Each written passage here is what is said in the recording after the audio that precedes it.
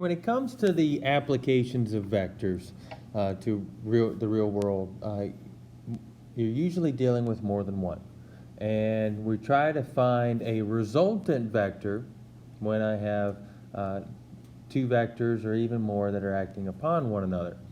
And in this video, we're going to go through how to do vector operations and finding a resultant vector. We're going to start graphically.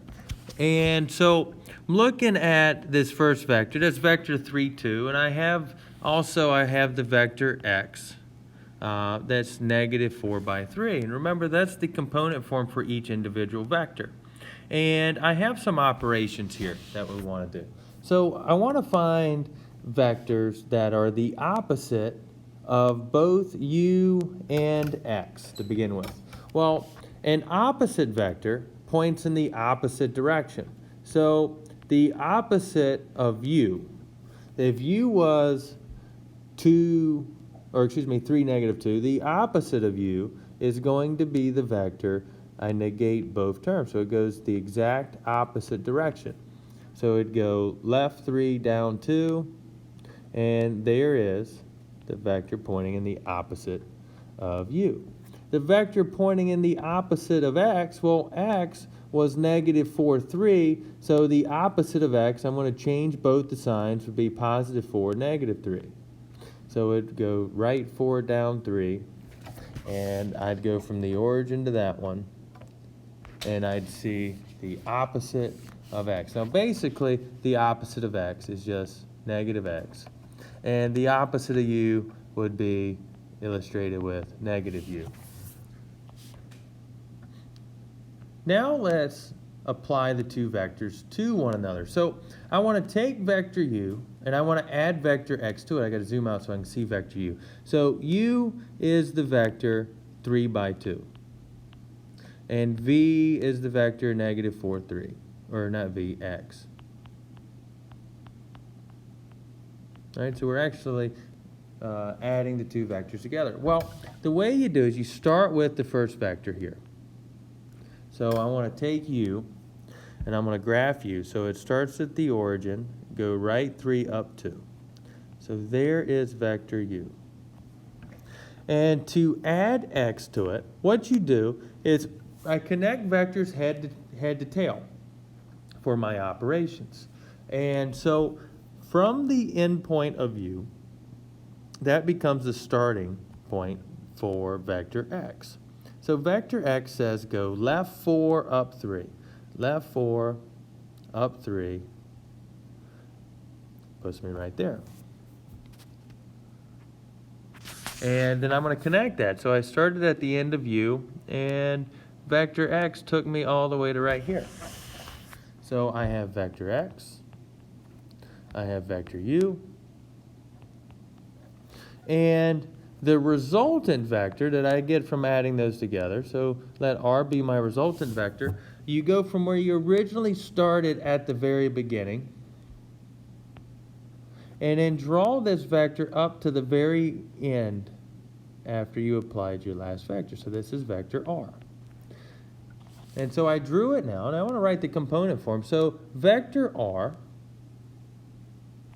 is equal to, go left 1 unit, up 5 units, negative 1, 5.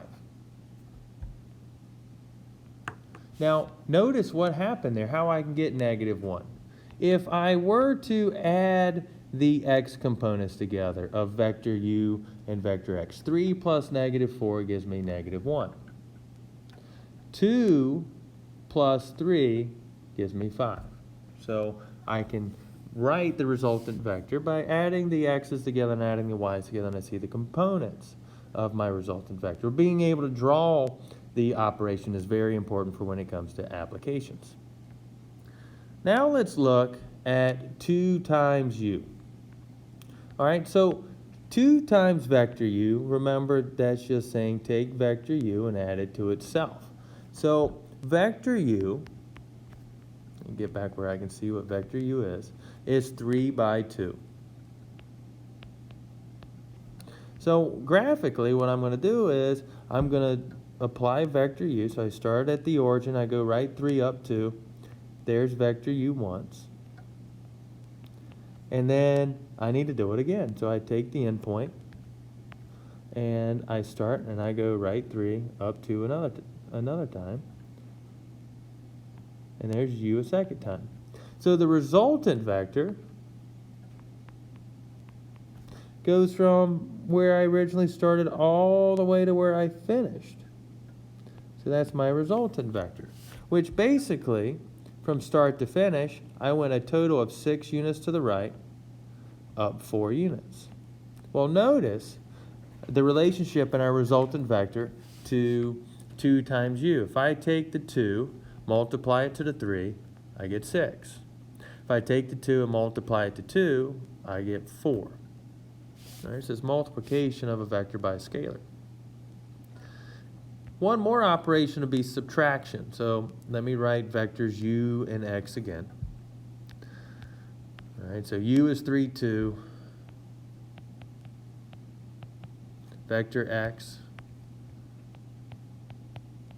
is negative 4, 3. All right, now I want to subtract them. Now, subtraction is a little harder to draw graphically. And so what we're going to do is we're going to think of this, instead of subtraction, is we're going to think of this as u plus the vector negative x. Well, the vector negative x means that I need to make both components, I need to change their sign. So it would be 4 by negative 3 is negative x. So that's actually what I want to apply there graphically. So I start with vector u. So write 3 up 2. All right, so I did u. And then add to it vector negative x, which says go right 4, down 3.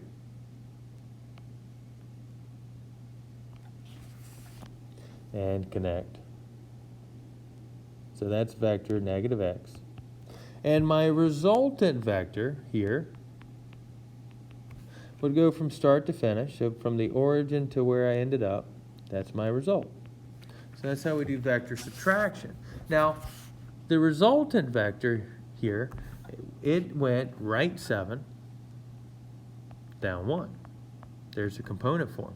Notice the relationship that if I take u and subtract the x value of the vector x, 3 minus negative 4 made 7. And 2 minus 3 made negative 1. So operations between vectors, adding and subtracting, you just add and subtract your individual x components together.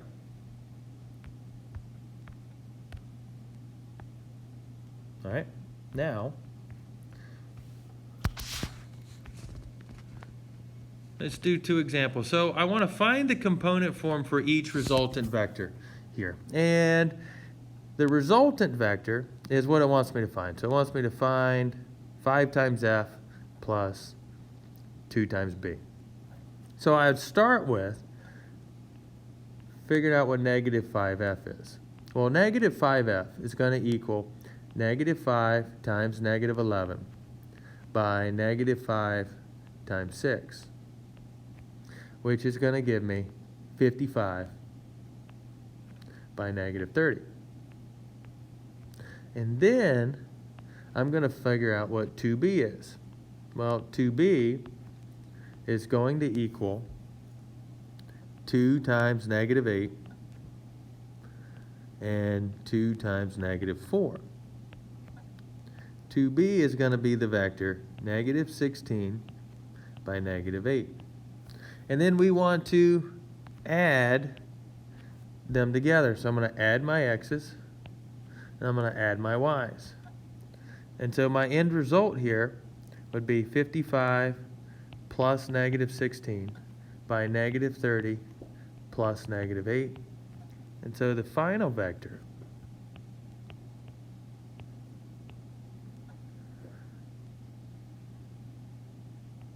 (29), or actually not 29, 39 by negative 38.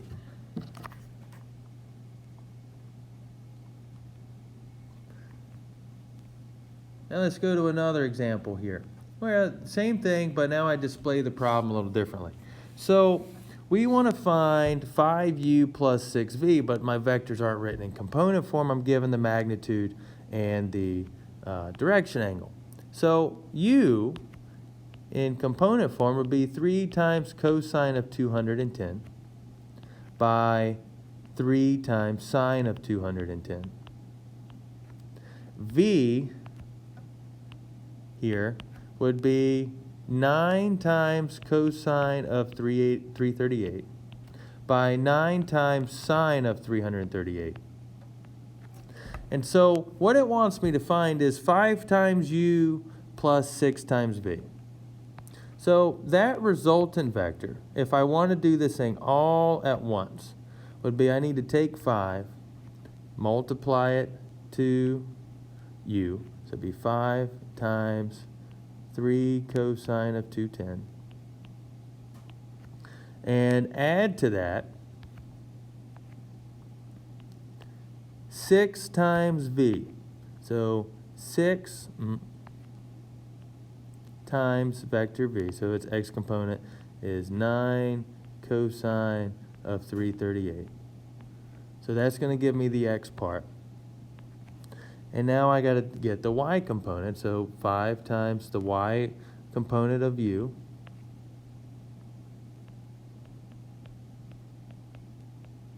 plus 6 times the y component of v.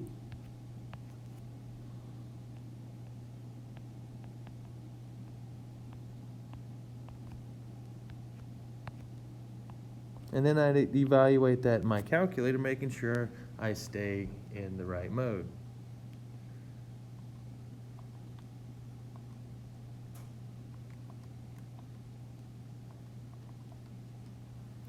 And so we get an x component of 37.08.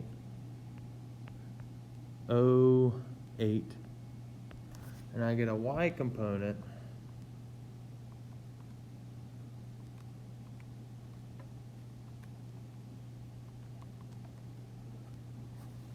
of negative 33.22.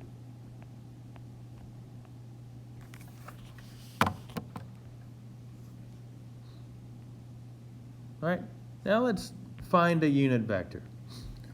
All right, so I have vector u that has components of 8 and 15. I want to find a unit vector that points in the same direction. So what I need to do is I need to first find the magnitude of u. So the magnitude of u is equal to the square root of x component squared plus the y component squared.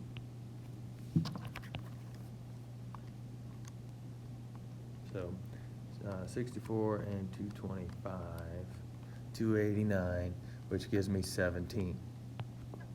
And so my unit vector, simply, what you're going to do is you're going to take the components of u and you're going to divide them by the magnitude. So 8 over 17 by 15 over 17.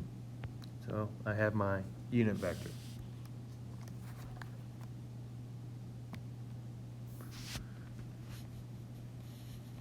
Now, the next operation we're talking about is the dot product. There's actually two kinds of products between vectors. There's a dot product and a cross product. But in this video, we're only going to talk about the dot product. The dot product, when I perform it between two vectors, it yields in a scalar measure, so I get a number at the very end. And the way it works is you're going to multiply the x's together, multiply the y's together, and you're going to add them together. So we're going to perform the dot product here for this problem right here on the right. So I want to find u dot v. Well, what I'm going to do is I'm going to take the x parts and I'll multiply them together. So it'd be equal to 4 times negative 8 plus, multiply the y's together, 9 times negative 2. And then you add. Remember, you are not getting a vector answer. You are going to get a scalar. So I'm just going to get a number. And my dot product here yields negative 50. Now the dot product is useful in terms of helping us be able to find the angle in between two vectors, which is where we're going at next. Trying to find the angle in between two vectors, one option that we have is to draw the vectors out and to make triangles and to help us solve for for the angles in between them. And the angle in between the two vectors, I went ahead and graphed vector u and vector x. And the angle in between them is going to be the angle in green. So the overall angle here is the angle between. Now I'd start by finding the angle between vector u and the x-axis. So I'd use the tangent function. So tangent of theta would equal 2 over 3. And I would use inverse tangent to help me find what that angle is. So inverse tangent of 2/3 gives me 33.69. And I would do the same thing for the purple one. So I'd say tangent of theta, I'm going to make my sides positive, is equal to opposite over adjacent, 3/4. And that gives me an angle measure of 36.87. And to find the angle in between them, remember the overall angle of rotation from one side of the x-axis to the other is 180 degrees. So to find my angle in between my two vectors, so the angle between, is going to equal 180 minus each of those angles we just solved for. So 180 minus 33.69 minus 36.87 is going to give me my angle in between. So 180 minus 33.69 minus 36.87. 109. Before I can jump in and do this, let me show you where this formula comes from. And it comes from actually the law of cosine. So I'm going to draw two general vectors here. So let's say I have vector B. And then I have vector A.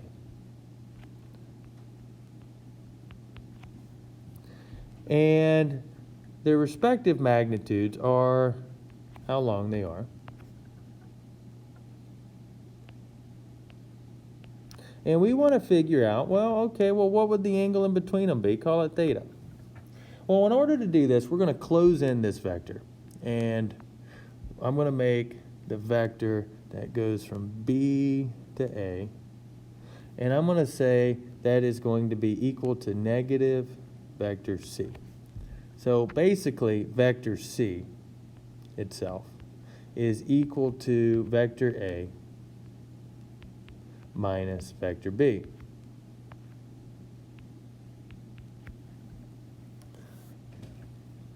What we have here is we have a triangle.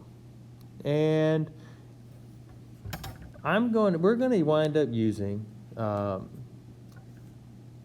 going to start by trying to find, let's write the components of vector C. So vector C in component form is equal to, I would subtract the x's, so I would do ax minus the x value of b. And I would do the same thing for the y's.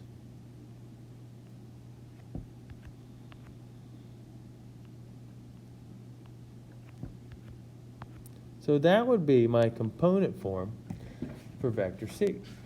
Well, the magnitude of vector C, so that way I can create that triangle. So the magnitude of C, to close it in. All right, so magnitude of C is going to equal the square root of ax minus bx squared plus ay minus by squared, square rooted. Well, I'm going to go ahead, I'm going to square both sides. So if I square both sides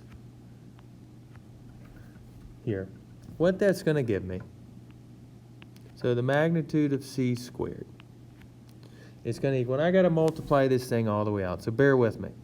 All right, so ax times ax minus 2 times ax times bx plus bx times bx plus ay times ay plus 2ay times by plus by times by. And I'm going to come in, I'm going to group some of these terms together. And I'm just going to write this in a slightly different order.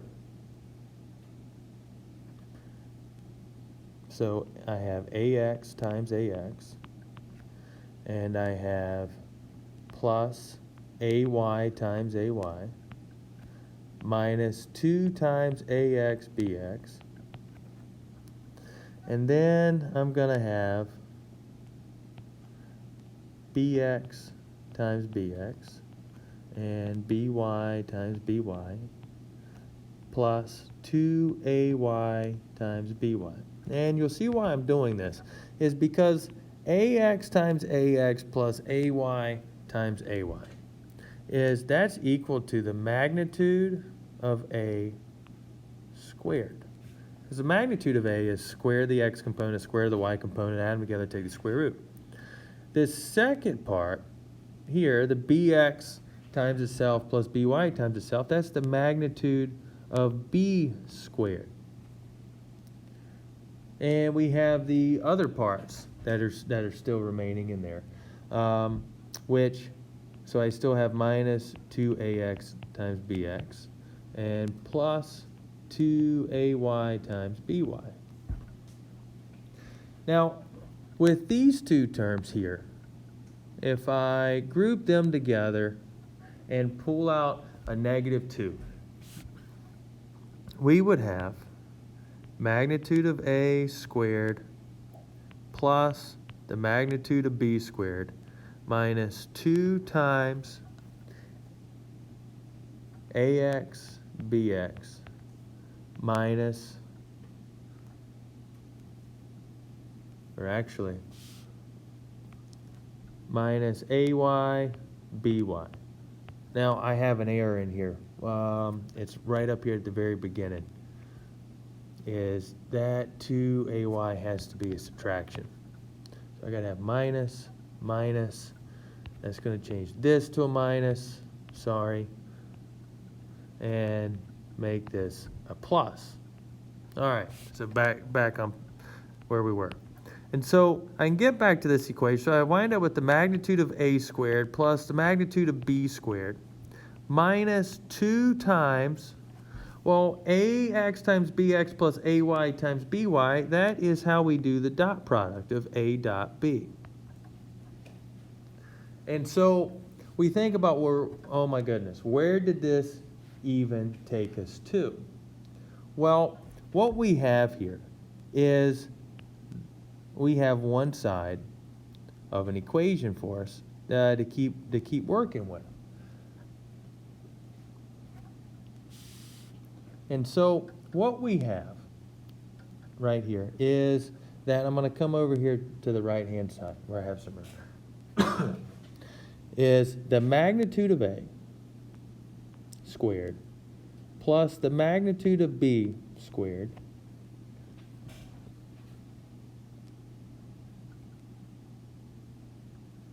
minus 2 times A dot B. All right, well, that's going to equal, let's set up law of cosines over here on the right-hand side for that triangle. So if I set up law of cosines and I use theta as my reference angle, we have opposite side would be c squared, which would be the magnitude of c. Well, we figured out c squared is all of this that we have. All right, so I'm just going to write the rest of the law of cosines formula because all of this is basically the magnitude of c squared. And so it would be adjacent side squared plus adjacent side squared minus 2 times their product. So 2 times magnitude of A times the magnitude of B times cosine of the angle. So this side here is law of cosines. Well, we can simplify that formula down. And we simplify that formula down because we're going to get things to cancel. and then I would divide by negative 2 times magnitude A, magnitude B, and we get cosine of the angle in between two vectors is equal to A dot B divided by the magnitude of A times the magnitude of B. And so here is a alternative way to find the angle in between two vectors. And so if I go to apply that to the first problem that we had, and so I don't really have a whole lot of room here to do it, but we'll try to make that work, is if I go back and we have vector u at the very top. So vector u is equal to 3 by 2. Now the magnitude of u would be equal to the square root of 3 squared plus 4 squared. So 9 plus 4, square root of 13. And then I'd go do the same thing for x. So vector x is equal to negative 4 by 3, which its magnitude would be 16 plus 9, square root of 25, so 5. So I got the magnitude of A, and then I got the magnitude of, magnitude of x and the magnitude of u. Now I just would need to find the dot product between the two. So u dot x. So u dot x would equal 3 times negative 4 plus 2 times 3. So negative 12 plus 6 gives me negative 6. Now according to our formula, cosine of the angle in between the two vectors should equal negative 6 divided by 5 times the root of 13. And if I apply the inverse cosine to that, let's see what we get. So inverse cosine of negative 6 divided by 5 roots of 13. And we get, okay, so vector projection it talks about what is the effect that one vector has in the direction of another. And the best way for me to try to explain this to you is with a pretty basic example here. So let's say I have a car that's broken down on a road. All right, I'm just going to draw a box for the car because I'm no artist. So here's my car, and there's a driver in this car that is going to make sure that this car travels in that straight path that the road is on.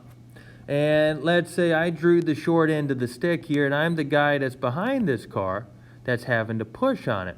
And so I'm pushing on the car. But let's say I'm not pushing in the exact direction of travel. Maybe I'm a little bit off to the side, and I'm kind of pushing off here at an angle. So here's my force that I'm pushing the car to make it move. Now the question we have is, well, what is the effect of my push, since I'm not pushing in the same direction as the car is, on the direction it's going? So how much of my push is actually applied in this direction? Well, this is the projection.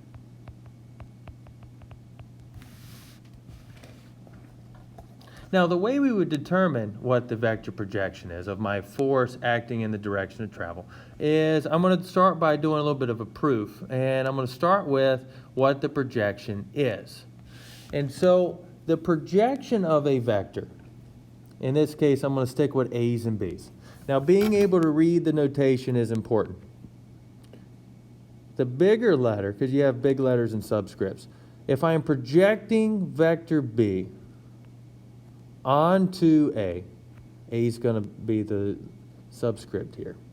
So that's what I'm going onto. So I'm projecting vector B onto A. And I have a graph here on the left-hand side I'm going to work with.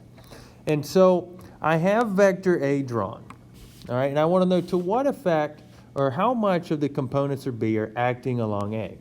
And the way we're going to do this is I'm going to close off this figure and go from the endpoint of B. I'm going to draw a line that is down perpendicular to vector A here. And if we have these two vectors, we're going to need to know, or maybe it's going to be given, what the angle in between the two vectors is. And so what I can do is, if I look at this in terms of a right triangle, I have my magnitude of B. And this component here, which would be my projection amount, would be equal to cosine, or the magnitude of vector B, times cosine of theta. Now, what I can do from here is remember that I can rewrite cosine of theta. The angle that lies in between two vectors, cosine of theta, is equal to A times B divided by magnitude of A times the magnitude of B. So I can determine the value of cosine between the two angles by doing this. And so what we're going to do is I'm going to put that in back up here and rewrite. So the magnitude of B, this is all tying into the projection of B onto A without actually having to find the direction angle, or the angle in between the two vectors, times A dot B divided by the magnitude of A times the magnitude of B, which I can simplify that. See, the magnitude of B's are going to cancel if I multiply those together. And so that simplifies to A dot B divided by the magnitude of A. And so what this is here, this is the scalar component of vector B that acts along vector A.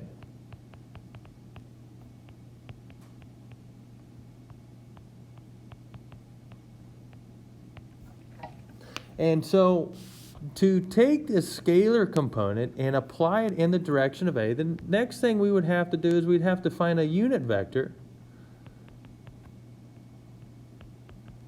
that acts in the direction of A.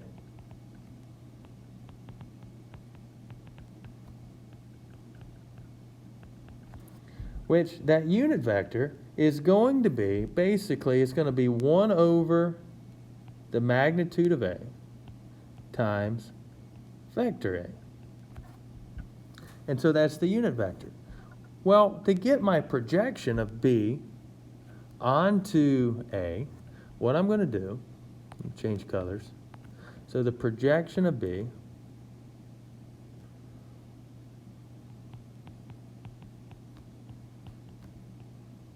onto A is going to equal the product of those two. So the projection of B onto A is going to equal A dot B divided by magnitude of A times unit vector A, which is 1 over the magnitude of A times vector A. Which, if I put all that together and I simplify, we wind up with the projection formula. The projection of B onto A is equal to the dot product of A and B divided by the magnitude of A squared times vector A. So that's where the formula comes from. And what it does is it allows you to get this projection without having to solve for the angle in between the two vectors. And so it kind of streamlines the process. And I want to do one example here, and so we'll apply it. So I want to find the projection of U onto V. So the projection of U onto V, I would need to find the dot product, U dot V. So the dot product between U and V would be 6 times negative 3 plus negative 5 times 2. So that's going to give me negative 18 plus negative 10, negative 28. So that's U dot V. And then I would need to find the magnitude of V squared. Well, the magnitude of V is going to equal, you square the x component, square the y component, take the square root. Well, if I'm squaring the magnitude, it's going to take the square root off, and so that's all I need, and so 9, I end up with 9 plus 4, I get 13. And so our projection here, I plug all this back in, is u dot v, so negative 28 over 13 times vector v.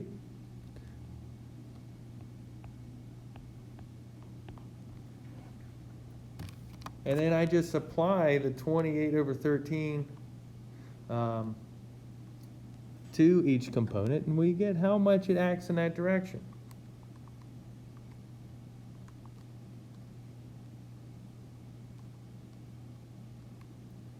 So I get negative 84 over 13 by, oops,